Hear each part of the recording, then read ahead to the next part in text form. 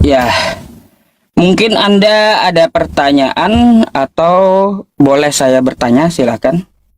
Oh, kalau Anda mau bertanya silakan, saya jawab.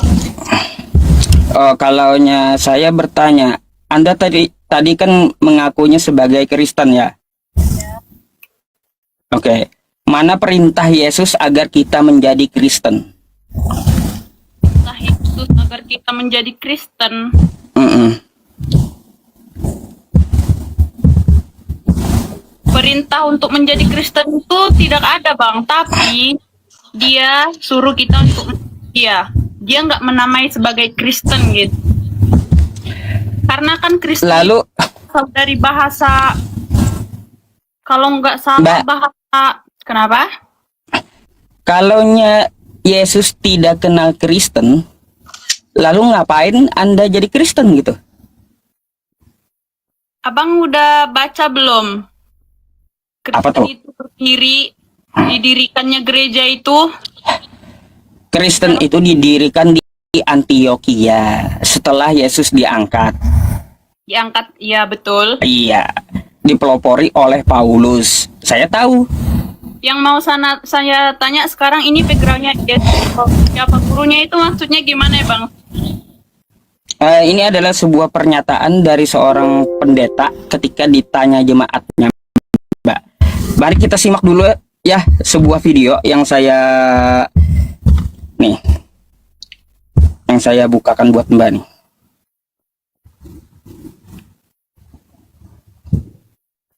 Boleh.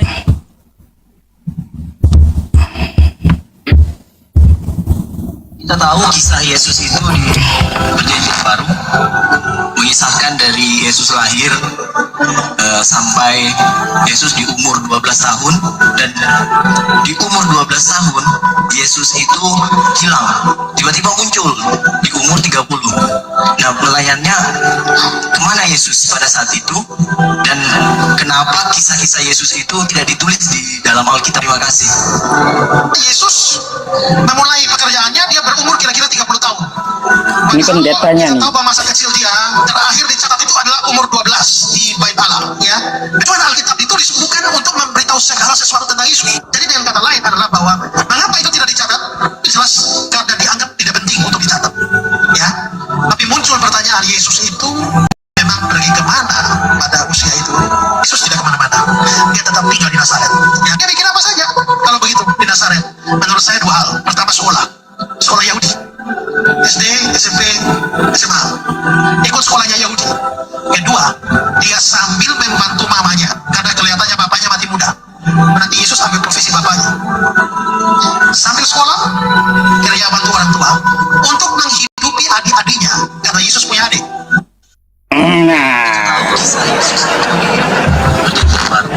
Nah, itu adalah pernyataan seorang pendeta gitu loh, Mbak, ya. Yang dia mengatakan bahwa Yesus itu sekolah berdasarkan ada di dalam kitab Anda. Jadi seperti itu. Sekolah bisa saja sekolah yang disebutkan di sana sekolah, dulu kan kitab itu udah ada, Pak, ya kan? Bisa saja belajar nulis atau apa gitu. Pertanyaan saya biar kita menggunakan akal sehat, apakah yang kita tuhankan itu harus belajar? Kenapa coba itu harus diributkan? Ya, gini, apakah Tuhan itu harus belajar gitu? Coba secara akal sehat kita. Itu kan cobalah dulu. Dia kan hanya menyesuaikan dirinya, Bang. Ya kan, Tuhan itu yang namanya Tuhan Maha Mengetahui kan gitu.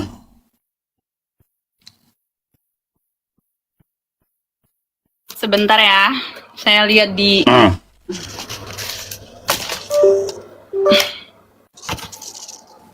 Silakan.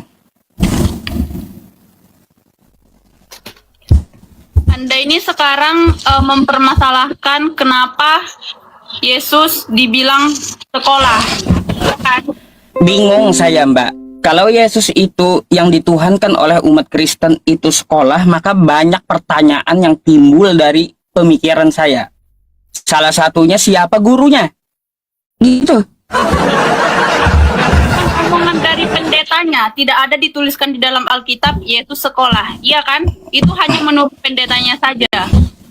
Kalau pendetanya tadi, ya pendetanya mengambil dari dalam kitab Anda. Berdasarkan di Lukas, kata dia. Di kitabnya ada tertulis tidak? Ah, di kitabnya ada tertulis. Pak, coba tunjukkan kepada saya, ada nggak di kitabnya Yesus sekolah guru gitu? Boleh nggak tunjukkan sama saya? Ya, bentar Mbak ya, saya carikan, gak apa-apa, gak apa-apa. Oke.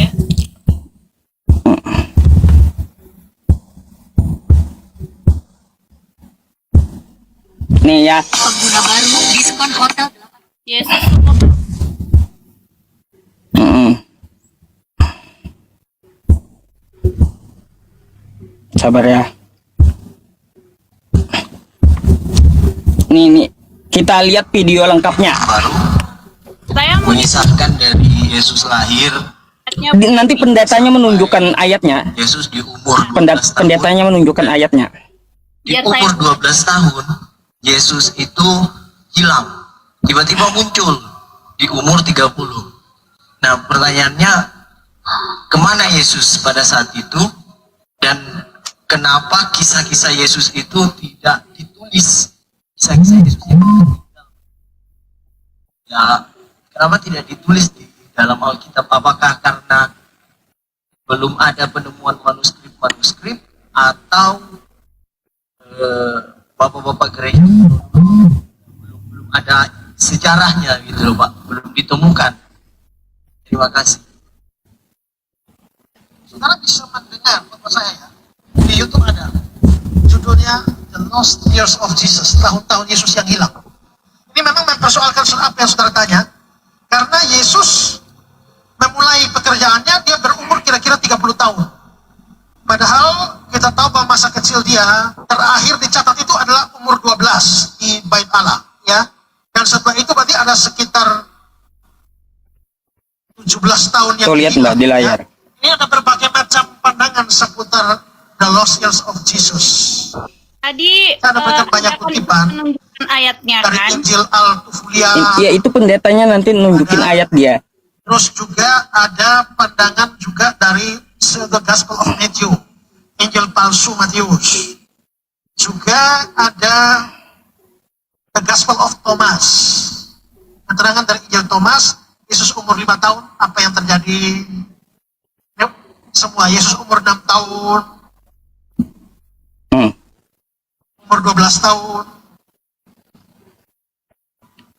Perhatikan aja. Saya putarkan secara full langsung. Ayatnya boleh langsung ke poinnya.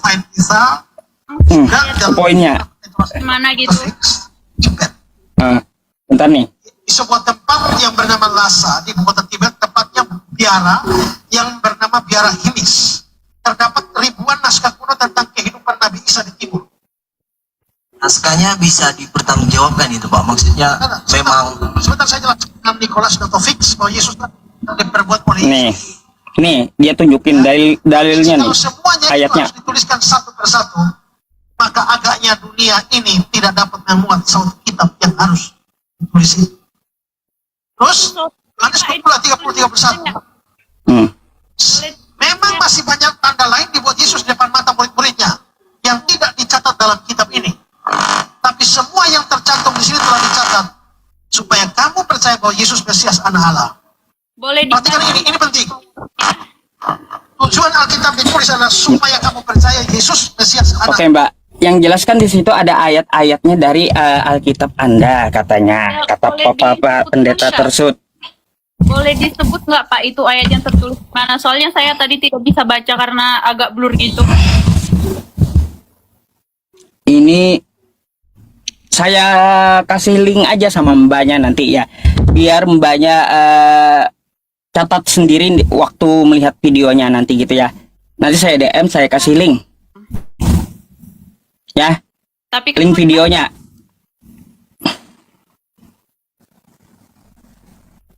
Oke. Oke? Jadi ini pembahasannya nggak lanjut gitu? Tetap lanjut ya. Oke. Tetap lanjut. Lalu menurut Anda pantaskah Tuhan sekolah?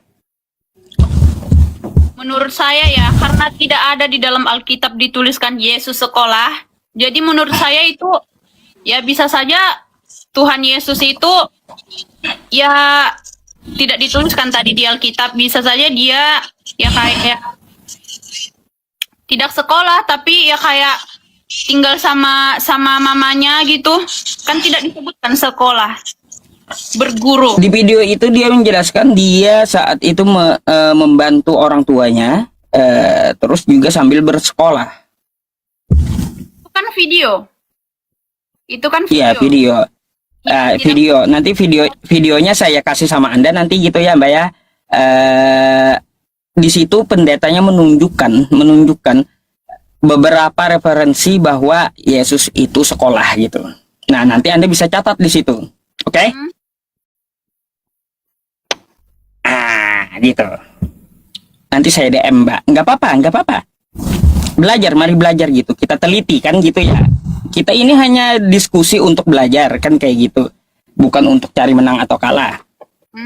Gitu, Mbak. Ada lagi yang Anda mau tanyakan? Silakan Anda yang bertanya. Ya tadi gimana? Perintah Yesus jadi Kristen nggak ada ya? Perintah Yesus jadi Kristen.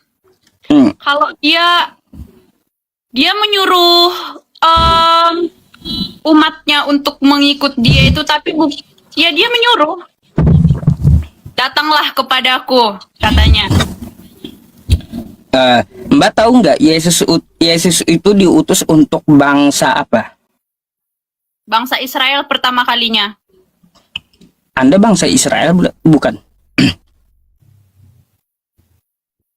Semua orang yang itu kan pada zaman dahulu, Bang. Itu kan pada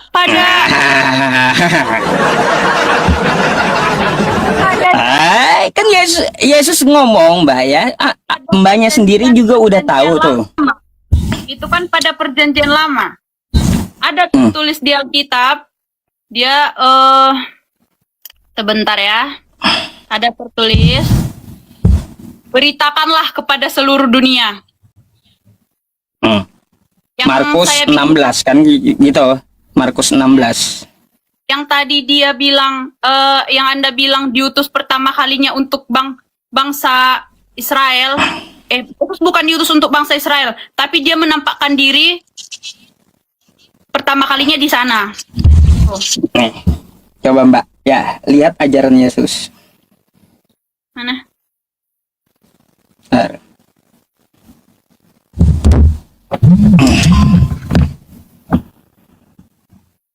Ajarannya. Yesus mengutus ke-12 rasul ya. Ya. Matius 10. Oke, nomor 5.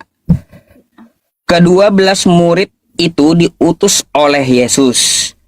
Dan ia berpesan kepada mereka, janganlah kamu menyimpang ke jalan bangsa lain atau masuk ke dalam kota orang Samaria, melainkan pergilah kepada domba-domba yang hilang dari umat Israel. Coba. Yesus melarang ajarannya itu. Ajaran Yesus itu dia melarang kepada murid-muridnya diajarkan kepada selain Bani Israel, karena bukan untuk mereka. Jadi ajaran Yesus itu hanya untuk Bani Israel gitu. Coba Bang, itu di mana? Coba saya mau buka. Matius 10 nomor 5 sampai 6.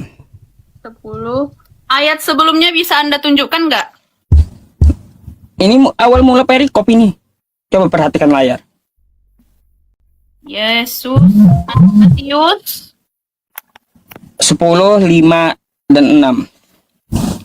Matius 10.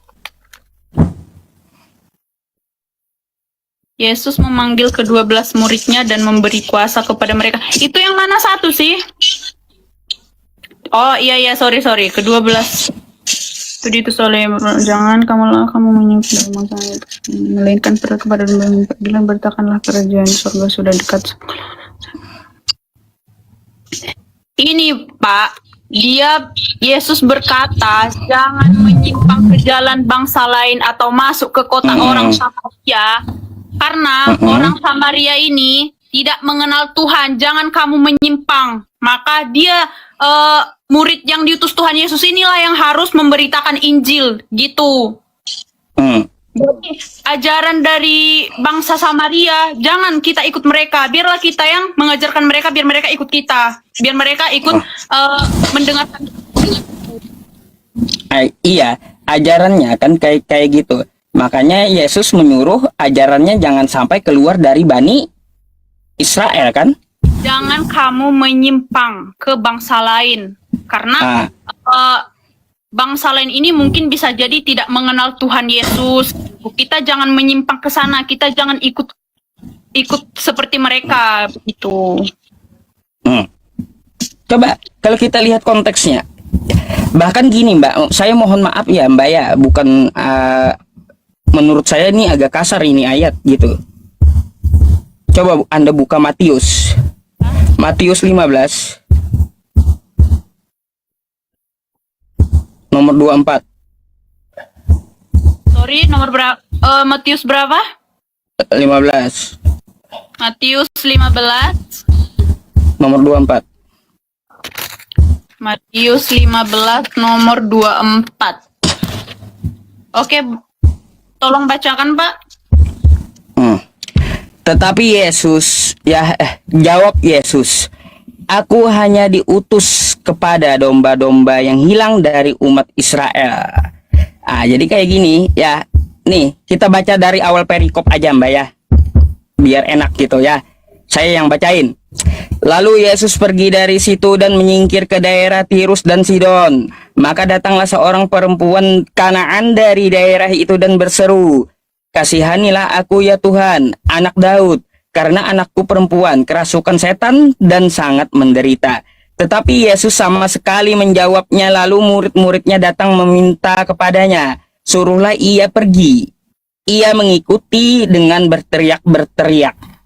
Jadi di sini ada ya orang Samaria, orang Kanaan yang mengikuti Yesus, seorang ibu-ibu beserta beserta anaknya, ya gitu ya, anak Daud. Bentar, seorang ibu-ibu lah intinya kayak gitu, seorang ibu-ibu mengajar Yesus dengan murid-muridnya, oke? Nah, terus lanjut. Lalu apa jawab Yesus? Jawab Yesus, aku diutus hanya kepada domba-domba yang hilang dari umat Israel. Bukan untuk orang Samaria, ajaran dia, kata dia. Tetapi perempuan itu mendekat, ngotot gitu, dan menyembah dia sambil berkata, Tuhan, tolonglah aku. Jawaban Yesus kayak gimana? Tetapi Yesus menjawab, tidak patut mengambil roti yang disediakan anak-anak dan melemparkannya kepada anjing. Melemparnya kepada anjing. Oke, lanjut. Ya. Jadi Mbak di sini kata perempuan itu benar Tuhan, anjing itu makan remah-remah yang jatuh dari meja tuannya. Maka Yesus menjawab, hai ibu, besar imanmu, maka jadilah kepadamu seperti yang kau kehendaki. Seketika itu juga anaknya sembuh. Oke, habis perikopnya. Nah di sini Mbak, coba Anda lihat, bagi Yesus orang yang di luar Bani Israel, ya, orang yang di luar Bani Israel menyebut Yesus itu Tuhan dan menyembah Yesus, maka bagi Yesus dia adalah anjing gitu. Udah boleh saya jelaskan? Oke, jadi Pak, bisa saya putar layar, saya putar kameranya ya. Ini di title-nya ini perempuan Kanaan yang percaya, oke? Jadi yang Anda sebutkan tadi, jawab Yesus, aku diutus hanya untuk domba-domba yang hilang dari umat Israel. Nah, Jadi perempuan Kanaan yang disebutkan di sini itu awalnya tidak percaya dengan imannya sendiri. Oke? Jadi Yesus membuat ini perumpamaan yang di ayat 24. Aku diutus hanya untuk domba-domba yang hilang. Karena domba-domba yang hilang ini di sini perumpamaan orang yang nggak mengenal Tuhan gitu. Orang yang tersesat. Lalu? Nah, di situ tadi dibilang tidak patut mengambil roti yang disediakan bagi anak-anak dan melemparkannya kepada anjing. Kepada anjing. Kata perempuan itu, benar Tuhan, namun anjing itu makan remah-remah yang jatuh dari meja tuannya. Ibunya mengaku sebagai anjing juga. Maksudnya? Ibu yang meminta sama Yesus itu mengakui dia adalah anjing gitu. Kenapa Anda mengatakan seperti itu? Ya, karena kan apa kata dia tuh ya, kata dia maka gini, kata perempuan itu, benar Tuhan, namun anjing itu makan remah-remah yang jatuh dari meja tuannya. Tuh kayak gitu. Dia ngaku sendiri. Dia ngaku sendiri. Kan ada disebutkan di sana, Pak, yang pada awalnya tadi. Saya diutus hanya untuk orang apa? Israel. Iya, orang-orang Israel. Orang Israel saja. Hilang. Itu kan perumpamaan. Itu bentuk sebuah perumpamaan. Perumpamaan? Dari mana? Dari mana ilmunya menyatakan ini sebuah perumpamaan atau bukan gitu? Yang hilang umat Israel. Domba-domba yang hilang ini ibaratkan kayak manusia tersesat. Orang-orang yang tersesat, tidak mengenal Tuhan. Iya. Jadi seperti itu, makanya Yesus berkali-kali menegaskan bahwa dia itu diutus hanya untuk bangsa Israel, tidak di luar Israel gitu. Kalau mbaknya kan bangsa Indonesia toh. Sebuah perumpamaan. Ya, itu sebuah perumpamaan. Ya. Sebuah perumpamaan. Iya. Kalau mbaknya kan itu Bani Asia, ya. Kita ini Bani Asia, bukan Bani Israel. Apa ya? Perumpamaan. Iya. Sekarang saya mau tanya, pada domba-domba yang hilang dari umat Israel. Mbak, siapa yang mengutus Yesus? Bedakan Pak, di Kristen itu ada perjanjian lama dan ada perjanjian baru. Iya, saya mau tanya, siapa yang mengutus Yesus? Siapa yang mengutus Yesus? Tuhan di sorga. Ada berapa Tuhan? Tuhan kami satu. 3 Lah, Yesus? 1. Tunggal. 3 tapi 1. 3 Tunggal. 3 tapi 1 gitu. 3 dalam 1. 3 dalam 1. Ya. Berarti agak bingung saya jadinya nih Mbak. Saya boleh nanya-nanya ya. Waktu Yesus itu disalib, berarti Tuhan yang di surga tadi ikut tersalib. Itu anaknya. Kemana Tuhan yang di surga? Naik ke dalam sorga. Tetap di sorga. Dia kan mengutus anaknya yang tunggal. Oh, dibiarin aja gitu anaknya mati gitu. Yesus diutus ke dalam dunia untuk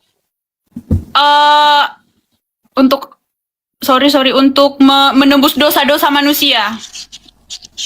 Iya, kalau dia tetap di surga, kejam kali dia membiarkan anaknya mati, Mbak. Kan di Yohanes 13 nomor 16, begitu besar kasih karunia Allah pada dunia ini. Kan gitu. Sehingga ia kan kayak gitu. Kalau dia yang di surga itu membiarkan Yesus mati di salib, Kejam itu.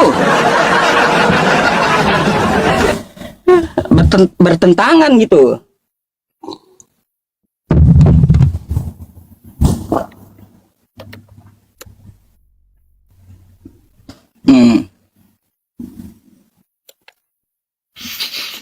Baik, ada lagi pertanyaannya? Jadi di situ ada berapa Tuhan? Tuhannya satu. Oh, satu, bukan dua. Di dalam satu. Dia Satu di sorga kan? Satu. Satu di sorga, satu di tiang salib gitu. Bapa, Putra, dan Roh Kudus. Roh Kudus itu apa? Roh Kudus itu seperti apa ya? Dia roh.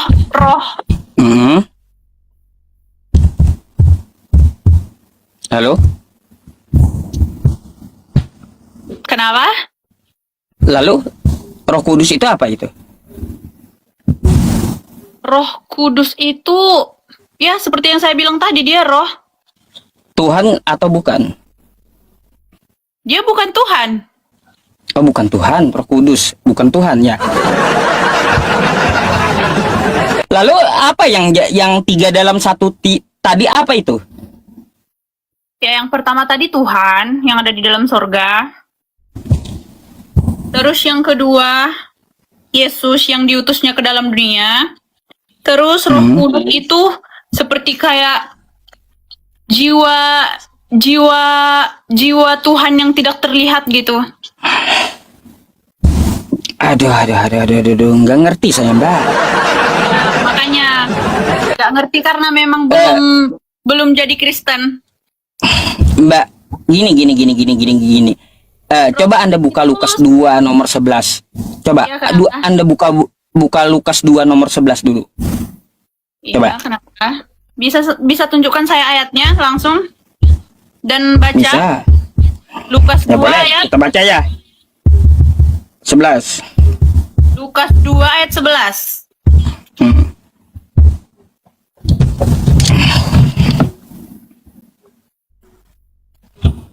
Hari ini telah lahir bagimu juru selamat, yaitu Kristus Tuhan di kota Daud. Oke?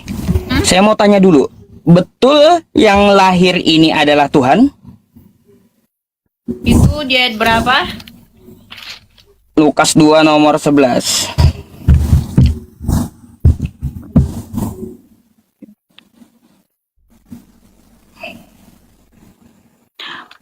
Anda kalau membaca ayat-ayat cuman satu ayat kayak gitu nggak bakalan ngerti. Harus Saya udah baca, Mbak, ini harus perikopnya dibaca kelahiran Yesus dari nih. title-nya. Iya, saya udah tahu. Saya hanya mempertanyakan di ayat 11 saja. Sebentar saya baca ya.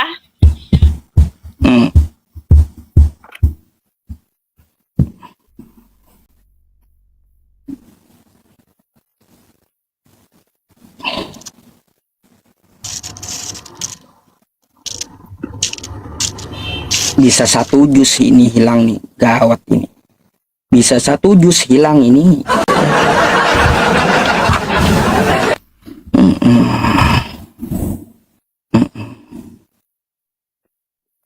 Udah hafal 30 jus, bisa hilang satu jus itu. Ya, pertanyaannya di mana? Apakah ini ya yang dilahirkan adalah Tuhan? Yesus. Ya, itu Yesus. Ya. Yesus ini Tuhan. Iya. Tuhan yang dilahirkan. Oke. Baik. Coba Anda lihat perjalanannya ke ayat Ya. dua-duanya. Ya. Coba lihat di ayat dua-duanya. Coba Anda baca.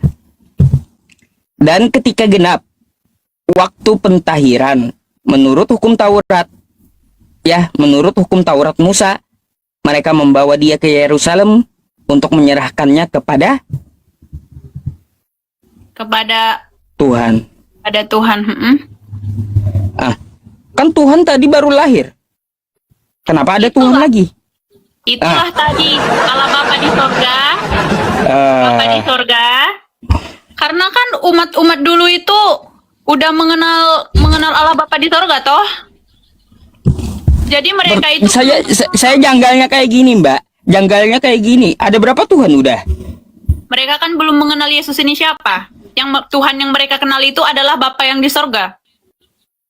Ya iya, kalau kita baca yang Lukas 2 nomor 11 nih dari atas nih tadi iya. Satu perikop kita baca. Di sini ada berapa Tuhan sih?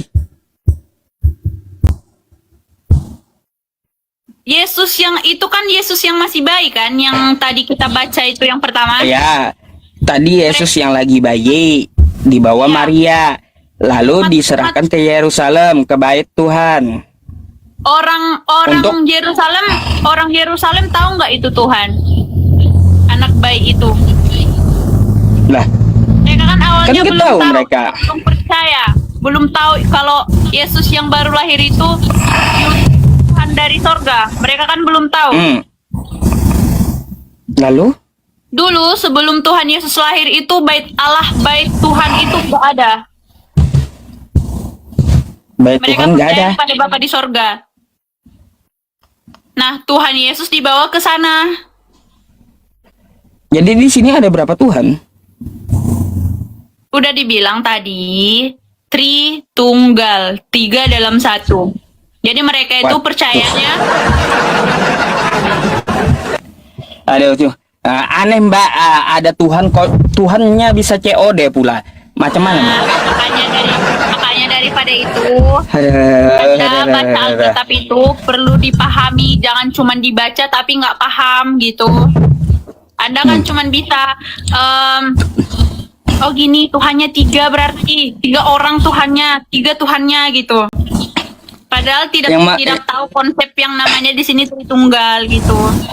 Mbak, yang mengatakan 3 itu bukan umat Islam atau saya, tapi yang mengatakan Tuhan itu 3 ada di kitab Anda. Mana? Tuhan itu Coba 3 buka. gitu.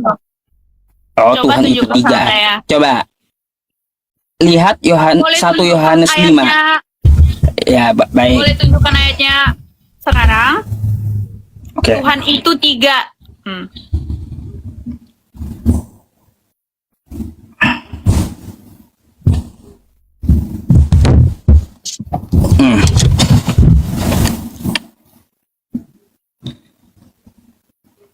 Nih. 1 Yohanes ya. Ya, 1 Yohanes 5 1 Yohanes 5 nomor 7. Ya, coba baca. Sebab ada 3. Nah, tuh. Bukan saya kan yang menyatakan.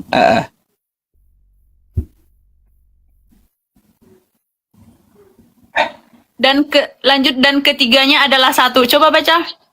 Iya, ketiganya adalah 1 kan kayak Ada gitu. 3 yang memberikan kesaksian dalam surga. Bapa, Firman, dan Roh Kudus. Dan ketiganya adalah 1. Itulah namanya Iya. Tritunggal, 3 dalam 1. Ya, artinya kan bukan saya yang menuduh Tuhan itu 3, Tuhan Mbak 3, tapi kitab Anda sendiri gitu. Yang menuliskan sebab ada 3. 3 dalam 1. 3 dalam 1. Mbak, Dia satu jiwa, dia satu jiwa. kalau begitu saya mau tanya Mbak, dia kalaunya 3 dalam 1 hakikat ya. Saya tanya enggak? Boleh. Gimana kalaunya cara menyatukannya itu gimana gitu loh? Habis ini boleh Mbak bertanya. Cara menyatukan apa? Cara menyatukannya kayak gimana itu? 3 dalam 1 itu.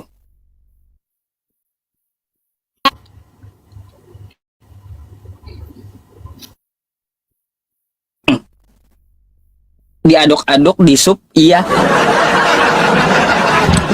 Diaduk-aduk di sup. Bisa jadi ya teman-teman. Diaduk-aduk di sup.